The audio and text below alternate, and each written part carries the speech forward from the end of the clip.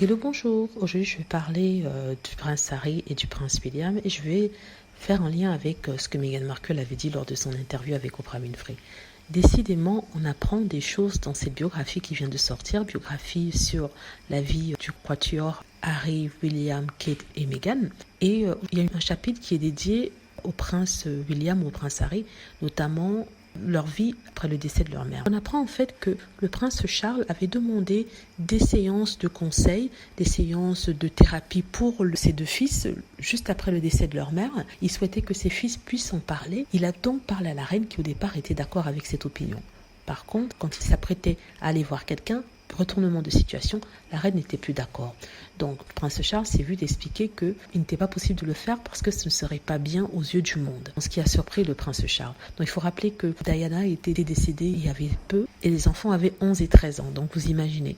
Alors, ce qu'on nous explique dans le livre, c'est en fait que les hommes, les membres du palais, avaient convaincu la reine de ne pas approuver cette demande du prince Charles et de dire au prince Charles qu'il n'est pas possible d'envoyer ses enfants parce que aux yeux du monde ce serait très négatif et que ça renverrait une image négative de la royauté dans le sens où la reine à l'époque qui n'était pas populaire et qui était accusée d'avoir poussé Diana à bout, ça aurait contribué à dire que voilà, ce qui est arrivé à Diana a un impact sur les petits princes et le monde s'en serait ému. Du coup, on leur a refusé ces sessions de thérapie avec que ce soit psychanalyste ou thérapeute. Et voilà, ça a donné ce que ça a donné, c'est-à-dire des problèmes de santé mentale pour le prince William et aussi pour le prince Harry. Pourquoi je fais le lien avec Meghan Markle?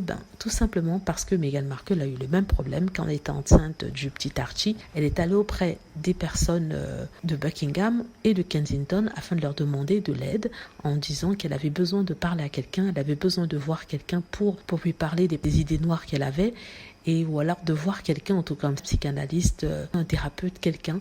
Mais on lui a dit en fait qu'elle ne pouvait pas voir quelqu'un, on ne pouvait pas approuver sa demande parce qu'aux yeux du monde, ce serait très négatif et que ça ne ferait pas bien. Voilà. Donc pour ceux qui disent que Meghan a menti, vous voyez qu'il y a déjà un historique, un exemple de refus passé en ce qui concernait le prince Harry et le prince William parce que ce ne serait pas bien aux yeux du monde, ce que Meghan avait dit.